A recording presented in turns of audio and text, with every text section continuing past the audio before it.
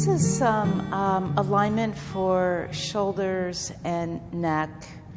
And I refer to this as shoulder loops sometimes, but really it's just important to know the actions to come into this alignment. And we take this into a lot of our poses in working with shoulders, head, and neck. Here it is from the side. This area from the pelvis to your armpit I refer to as the side body and speak to lengthening this area. We work a lot with the breath. I find in working with the shoulders and neck, it's a fine line between releasing tension and creating it. And so working with the breath is really important here. So we'll inhale and fill up the torso. It's the intercostal muscles you're asking to expand in the rib cage, and we're doing it with the breath. So inhale and think of filling yourself up. The whole rib cage area expands, and what happens is your spine lengthens. Consider yourself a yoga action doll. Inhale, lengthen your spine, fill yourself up. So the side body gets long. And then these are the heads of the arm bones. Take them straight back, and the top of the throat comes back. So your head is right over your shoulders, shoulders over your hips, hips align with the ankles. Here it is again. I'm going to add a piece now. Hands on your hips is helpful here. Resist your hips down and inhale, lengthen. There is a shrug of the arm bones, but I'm lifting and expanding the musculature underneath the arm bones and not using neck muscles. This is no. Here's yes. The heads of the arm bones go straight back. And now watch my shoulder blades. I keep my arm bones up and take my shoulder blades down the back and open the throat. The head slides right back over the shoulders. This is a basic alignment. You'll hear me saying a lot of these same actions in the poses that we'll do for the shoulders and neck. For this next pose, you'll need your yoga strap. This is an 8-foot strap. I find for taller people, you may need a 10-foot strap. I'm about 5'5". It works fine for me. Maybe even if you're 5'8", but above that, you'll want a 10-foot strap. If you're a bigger torso, you'll want a 10-foot strap. Start by folding your strap in half just to find the middle of it, and then place the middle of the strap in the upper back. Just like that. It's right underneath the armpits, up in the upper back. And then make sure your straps are the same length in front. So you don't want one long and one short. Same length. From here, carefully take the straps straight over your shoulders. You'll see them back. I'm making it snug and straight over. And then you'll cross the straps behind you. And here you have to let go of the strap, bring your arms to the side, and hold the strap at your side. The tendency is to come forward, and this is not how we're going to go. Here's how we go. You'll inhale and lengthen the side body and bring your shoulders back. And from here, just simply pull straight down on the strap. This takes the shoulder blades down the back without taking the arm bones down, and it makes some nice length in the back of the neck. Here it is again. I'll come just sort of neutral. Inhale, long side body, shoulders back, and from here I pull straight down. Everyone loves this pose. One thing to be aware of, long side body, shoulders back. When we pull down, we tend to make the thighs and chest go forward or rib cage go forward. So thighs are back, tailbone down, rib cage back. Long side body, shoulders, just press straight down. You'll get the best release from here.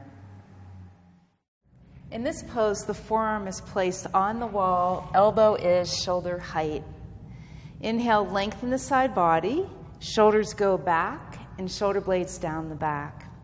The leg that's closest to the wall steps forward. Here's ready position. Long side body, shoulders back, rib cage back, so strong in your middle. To get the stretch, which is going to happen in the arm that's on the wall across here and pretty deep in, you'll bend your knee and just take your whole body forward. You'll feel the stretch deep inside in the shoulder. Hold 3 to 5 to 7 breaths. You do not want to poke the rib cage forward. You'll feel it in your back immediately. Rib cage back, ground through your back leg. Everything comes forward. To come out of the pose, straighten your legs, step back, and release your arm. This is Sleepwalker Arms or Zombie Arms. It's great for integrating into the shoulders, the arm bone into the shoulders. And in this pose, we'll lengthen the side body first. So you'll inhale and fill yourself up. It's an expansion in the rib cage, and the shoulders come back. Reach your arms straight out. So in Sleepwalker Arms, the arms extend forward, and then we draw them back to the sweet spot in the shoulders. Here's what I mean by the sweet spot. This is arm bones not integrated in the shoulder girdle. You'll feel the shoulder blades off the back or not towards the spine. And then I can sort of jam them back, and this is not the sweet spot either. We don't want either of these positions. But you'll inhale, extend forward, and then with straight arms, draw the arm bones back. Shoulder blades will be flat on your back. That's the exercise. We'll take it to 3 other positions. This is developing awareness of how the arm bone articulates with the shoulder joint. On hands and knees, same idea. I'll inhale and lengthen the side body. And then if I press out through my arms, the shoulder blades slide off the back. It's a good stretch for the upper back, but you don't want to do much weight-bearing movement from this position. Instead, you want to take the arm bones, I'm softening the upper back until the shoulder blades come flat on the back. Here's too much. Here's stretching out and coming to the neutral arm bones on the back. Here it is on the back, a different position. Again, developing awareness of how the arm bone articulates with the shoulder blades is the purpose of this exercise. It'll help us in all our other ones. Here I reach up. Notice the arm bone is not integrated fully in the shoulder girdle. The shoulder blade slides away from the spine. And with an exhale, straight arms, take the arm bones straight down, even press down and lift the heart up. This is arm bone articulating with the shoulder blade as it should. Here it is again. It's just stretching the back. Here's integration. Keep this integration and slowly take your arms overhead. Notice I haven't bent the elbows, reaching up. Integrate the arm bones. You actually feel the upper shoulders press into the floor. Keep that and take your arms overhead. Maybe you have to pause here. That's fine. It's better to pause here than to go out of alignment. Take a block and just palm it between your hands, and you'll reach up. Exhale, come back, even press the shoulders, lift the heart. Even press the shoulders into the floor and get one shoulder blade underneath you, then the other. And slowly take your arms overhead, open throat, elbows straight.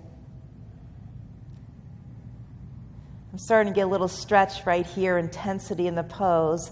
One more time, shoulder blade more towards the spine, arm bones overhead. Open your throat. Breathe here. And to come out of the pose, lift your arm bones up and release. This is Angels in the Snow. I have 2 blocks lined up long, and I've laid back over the block. I'll come up to show you actually. Do you see the 2 long blocks? It's not a particular place where the block lands. I want you to put it where it feels comfortable. It's not going to be totally comfortable. You're laying over a square or a rectangular shaped block, but it's in the upper back or mid-back area, and your head is supported with the block. If you lie back and your head is way up, you'll need to grab a blanket and support your head. Sometimes the setup takes a little work, but it's totally worth it. So I lift my head up and support it with a blanket. I want you to feel comfortable. I'm going to show the actual pose without the blanket. Angels in the snow, I think we've all done them. Unless maybe you've grown up in Hawaii. Press your fingernails into the floor so that your arms are toned. So in other words, you don't want noodle arms to do angels in the snow. You press them down, toned arms. And keeping the tone, take your arms overhead. At some point, you may reach some tension or tightness in the arms and shoulders. Pause and breathe 3 to 5 to 7 breaths. Once you've done that, here's what you'll do. Press your head down, lift your torso up, and get one shoulder blade underneath you, then the other. And then you'll be able to go a little bit further.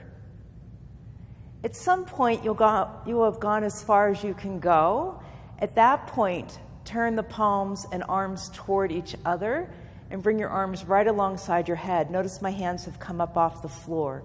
If you're very open, your hands will not, but you'll build some good strength and alignment this way. For those of us a little bit tighter, just know at some point, shoulder blades on the back, you'll have to lift your hands up, palms toward each other. And then like an angel in the snow, bring your arms down to your side. Repeat this 3 to 5 times. This is a pose which really targets the rotator cuff muscle and helps strengthen them. These little muscles tend to turn off and not work when they should, and so they just get weak over time and tight. And so this exercise actually isolates them and strengthens them. We'll also do some that help stretch them. Notice my position. I have my top leg, knee bent, foot on the floor, and I'm on my side hip here with the leg straight. Place your hand on your knee. The shoulder alignment is shoulder right over the elbow and arm parallel to the side of the mat. The arm's going to want to do this, and you may even have to start this way, but work towards arm going just straight parallel to the side edge of the mat. In this pose, rib cage comes back, throat goes back, head over your upper arms. I want you just to lean and weight bear. You will probably start to feel in the back shoulder a little muscle start to fatigue. And that's the muscle we're trying to isolate and start to work. This is weight bearing on the muscle, and we'll increase the weight bearing, but I caution you not to go to the next stage unless you feel really stable. So here's the first stage. You can hold this for a period of time, even up to a minute. You'll feel fatigue, and that's when you should come out. Same alignment. I press down through the leg and come up to the side plank. Now this is more weight bearing, and you're going to feel a little bit more right in that muscle. The head and shoulder has to come back over the arm. Breathe here. You'll feel it. It's going to get tired. When it gets tired, lower your hip down and come out of the pose. Here's how to get into Shavasana so you have a really restful pose for the end of your practice. Lie back, legs together, feet flexed, robot arms. So we start out a bit active. Then pressing your elbows down into the floor, you'll activate the upper back muscles. Use them to lift your torso up and get your shoulder blades underneath you. And then lower your torso back down. Arms come to A shape. Allow your legs to relax, your upper back to relax. And open your legs almost as wide as the mat. Use your first few exhalations to suggest for the body to become really heavy into the floor, a letting go for deeper relaxation.